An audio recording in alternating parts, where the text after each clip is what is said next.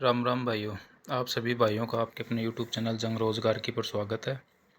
और आज हम लेके आए हैं बीआरसी का जो कैटेगरी 2 का जो कुछ पोस्टों का रिजल्ट आया है, स्टाइपेंड कैटेगरी 2 का। उसके अंदर बच्चों को वेटिंग, क्लियरेंस और उसके संबंध में जो डाउट चल रहे हैं उनके सेशन में लेके आए हम। और ये भी बता देता हूँ कि आज अपन शाम को लाइव क्लासेस करेंगे, तो जो भी जिसका भी कोई डाउट हो वो कृपया करके लाइव सेशन में जुड़ जाना, ठीक है। तो देखिए, डाउट सेशन में क्या सिस्टम है कि कैटेगरी 2 के अंदर कुछ बंदे ऐसे कैंडिडेट ऐसे हैं जिनका दो दो जगह नाम आ रहा है। जैसे कि अपन अभी सर्च करके मैं बताता हूँ आपको। जैसे प्लांट ऑपरेटर ही ले लेते हैं अपन। देखिए, ये पीडीएफ है और ये खुल गई है। इसके अंदर कुछ बच्चे हैं जिनका रिपीटेशन हो रखा है, जो जिनका नाम दो दो जगह आ रहा है। जैसे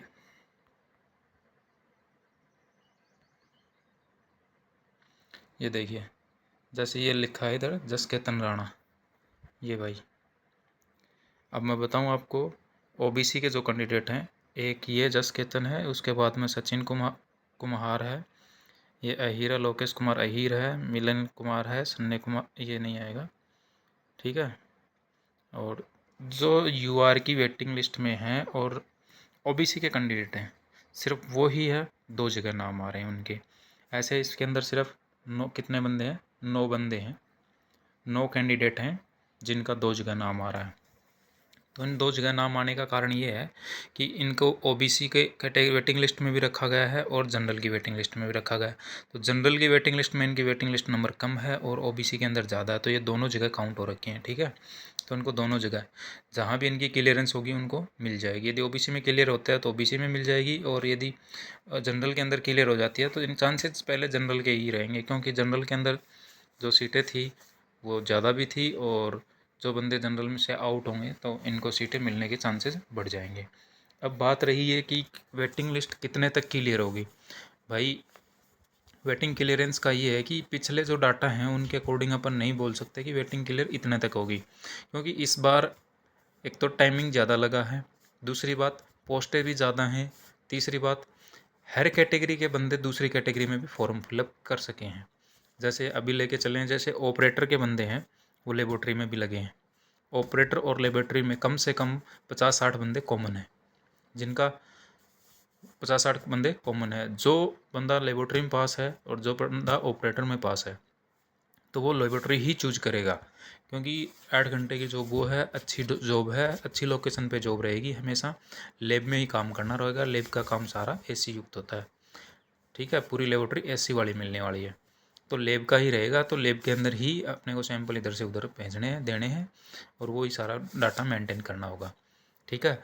और रही बात ऑपरेटर की, ऑपरेटर की जॉब हमेशा शिफ्टिंग में चलती है, और शिफ्टिंग के अंदर भी चलती है, तो वो लोकेशन भी ऐसी रहती है, नॉन एसी वाली लोकेशन रहती है ऑपरेटर का, और हमेशा हर चीज़ को जाके चला के उसको ऑपरेट करके आना पड़ता है, ठीक है। फील्ड वाली जॉब मिल सकती है इसके अंदर, पर लेबोरेटरी के अंदर जो है वो फील्ड वाली नहीं मिलेगी, पूरी ऑफिशियल मिलेगी, आराम से लैब मिलेगी, उसके अंदर ही अपना को सारा काम करना होगा।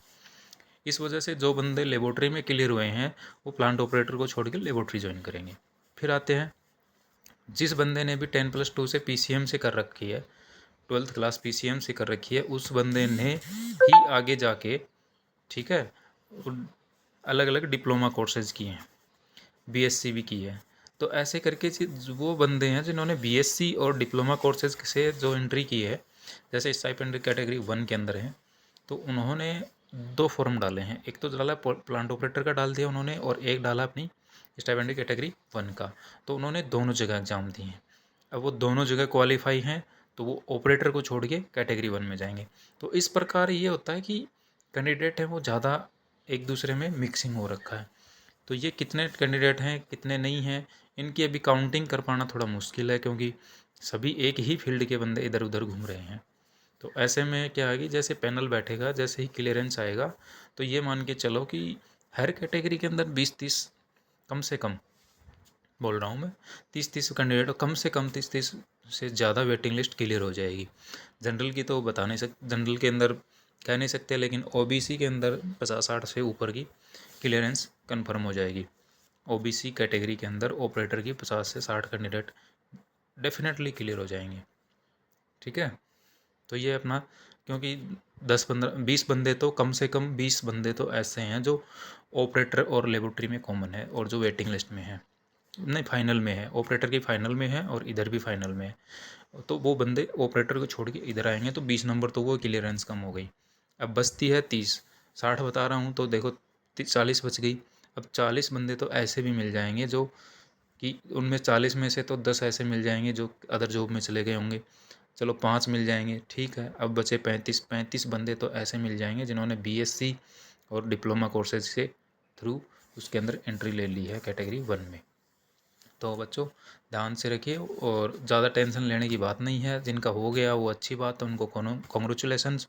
और जिनका भी वेटिंग लिस्ट में रखा हुआ है नाम, वो कृपया बर्डन न लें। अगर आप अदर एग्ज़ाम की तैयारी कर रहे हैं तो वो चालू रखें, क्योंकि इसमें तो जो भी होना है वो टाइम टेकिंग हो गया है। अब उनका वेटिंग लिस्ट वालों का टाइम टेकिंग हो गया थोड़ा सा, क्योंकि पहले पैनल इनको क्लियर करेगा, ये क्लियरेंस होने के बाद में जो बची सीटें हैं उनके ऊपर वेटिंग वालों को क्लियर करेगा। तो ये मानिए इनकी ज्वाइनिंग होने के 2 महीने बाद इनकी वेटिंग क्लियरेंस देंगे वो। तो ऐसे में क्लियरेंस पैनल तभी दे पाएगा जब उनका पहला पैनल कंप्लीट हो जाएगा। जैसे आपने देखा होगा कि अभी रेलवे के जो डी ग्रुप वाले थे और वो थे, उनके अंदर पैनल को 5-5 बार पैनल को रिपीट करना पड़ा, क्योंकि उनका डीवीपी हुआ है, कोई मेडिकल में आउट हो गया तो फिर से दोबारा से। तो जितनी भी ये सीटें अब निकली हैं वो सिर्फ इन्हीं कैंडिडेट से भरी जाएंगी, इनसे खाली नहीं रखी जाएंगी कोई भी सीट। तो इसलिए वेटिंग जारी की है और डिपार्टमेंट को भी पता है कि वेटिंग कहाँ तक क्लियर होती है, इसीलिए डिपार्टमेंट इतनी ज़्यादा वेटिंग रखता है। वरना डिपार्टमेंट को यदि पता है कि 20 तक ही क्लियर होने वाली हैं तो वो 20 तक ही रख लेता, क्योंकि डिपार्टमेंट को एनालाइज करने का डाटा उसके पास है, तो वो इतने बंदों को क्यों वेटिंग रखेगा। तो डिपार्टमेंट इस चीज़ को जानता है कि कितने बंदे यहाँ से ड्रॉप आउट होते हैं, तो इसलिए वो 1 साल का वैलिडिटी रखते हुए उतनी ही पोस्टें रख लेता है जितनी पोस्टें उन्होंने भरी हैं। ठीक है, सबके सब बंदे छोड़ देंगे तो भी उनके पास दिक्कत नहीं आने वाली। तो ऐसे में उन्होंने ये किया है, तो कम से कम ये मान के चलो सभी तो नहीं छोड़ते हैं, तो 20-30% तो हमेशा ही होते हैं, तो वो इस हिसाब से रख लेते हैं। ठीक है, तो जो भी बंदे हैं वो कृपया अगर अपनी जो तैयारी है उसको कंटिन्यू रखें और अपने आप को धैर्यपूर्वक बनाए रखें। आप सभी को वीडियो देखने के लिए बहुत बहुत धन्यवाद और भाई का साथ दो। ये आप ही का चैनल है, आप ही के लिए यहाँ पे, और हमेशा ऑथेंटिक न्यूज़ हम लेके आते हैं। तो आप शेयर भी करेंगे और चैनल को सब्सक्राइब भी करेंगे।